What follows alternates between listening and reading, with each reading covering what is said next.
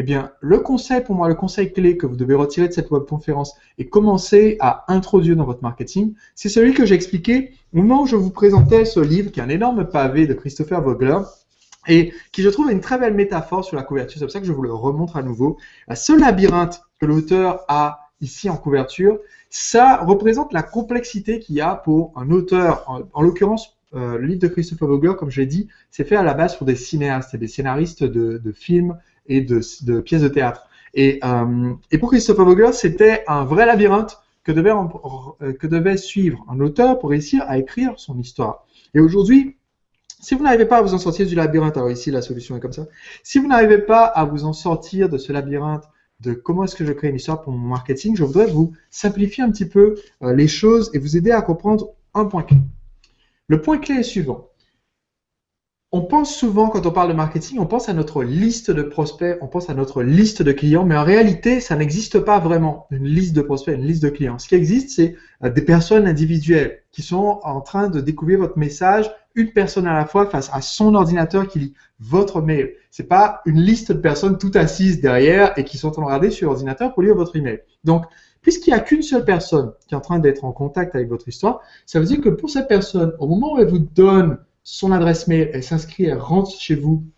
Tout ça, ça se passe le premier jour. Vous vous en souvenez, je vous ai montré tout à l'heure sur la conférence. Donc, le prospect s'inscrit pour recevoir vos emails. Donc, vous lui envoyez un email, d'accord, qui dit voici ce que vous avez demandé, le PDF par exemple. Mais il est aussi redirigé au moment où il a rempli le formulaire, il tombe sur une page après. Donc, il tombe sur une page de confirmation. Sur cette page de confirmation, vous allez lui enseigner des choses en utilisant cette structure IDEA et proposer un produit à la fin. Et dans le mail, il y a un lien vers une page d'information. Donc tout ça, ça se passe le même jour. C'est l'instant d'après qu'il a mis son mail. Maintenant, il y a des épisodes qui vont avoir lieu en jour 2. D'accord? Vous allez lui envoyer un autre mail. Cet autre mail va l'envoyer sur une autre page. Cette autre page va avoir une autre vidéo et un espace de commentaires. Ensuite, vous allez envoyer un autre mail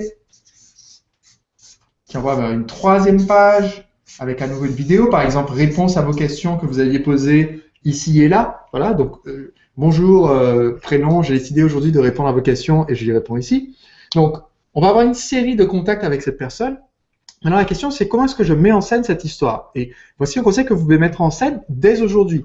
Ce que je vous conseille de faire, c'est de faire en sorte que dès le départ, dès le premier jour, ce prospect commence à avoir une première vision de qui vous êtes. C'est-à-dire, vous lui expliquez le statu quo de l'histoire. C'est l'équivalent dans une série télé ou dans un film du tout début qui est un peu la scène d'introduction, la scène, l'exposition. C'est-à-dire on comprend qui sont les personnages, quel est l'enjeu, quelles sont leurs valeurs, qu'est-ce qui est important et où est le status quo actuel avant qu'il se passe des événements. Une histoire, ça démarre à un moment donné en expliquant voilà la situation actuelle, on est dans notre village paisible. Ensuite, il y a un événement qui perturbe tout et il y a ensuite d'autres événements qui se produisent dans l'histoire, d'autres épisodes.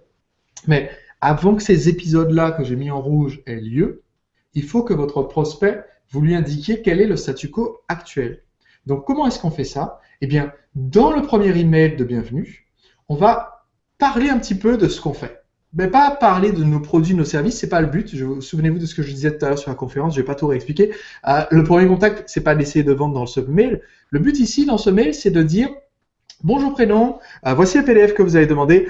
Je suis ravi que vous soyez intéressé par ce sujet de XYZ parce que au fil des années, j'ai accompagné plus de 250 personnes, ou j'ai accompagné plus de 25 personnes, ou j'ai accompagné plus de 2500 personnes, spécifiquement avec ce sujet de XYZ, et j'ai découvert que le problème principal, c'est ABC.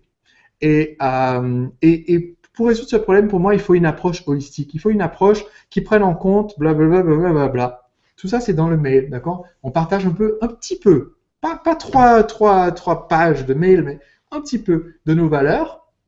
Et comme ça, dans le PS, quand on lui demande de répondre, il y a d'autant plus de chances que les gens qui résonnent avec notre message répondent à ce mail.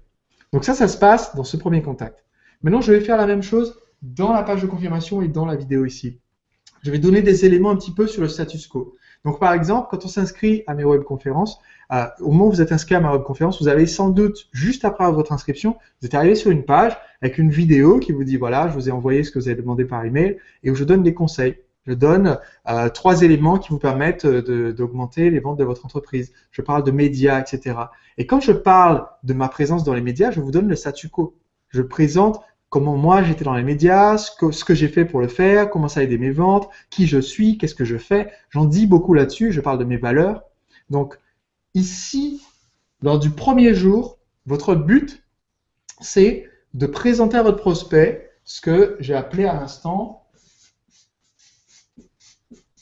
le status quo. Status quo, c'est un mot latin qui veut dire l'état actuel des choses.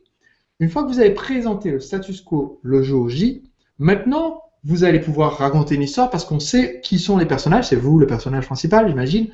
On sait quelle est la situation de départ. Et donc, ici, on va pouvoir raconter les histoires. Et ça va être comme ça va être comme je l'expliquais dans la conférence de tout à l'heure, où je vous disais, voilà, j'ai coulé le bateau en essayant de tourner la vidéo 3. Avant de diffuser la vidéo 3, du coup, parce qu'elle est en retard, parce qu'on a coulé tout le matériel vidéo, j'envoie un mail disant, écoutez, allez voir cet article, je vous raconte ce qui s'est passé pendant que j'essaie de tourner la prochaine vidéo pour vous. Donc, ici, il y a un événement qui arrive au personnage.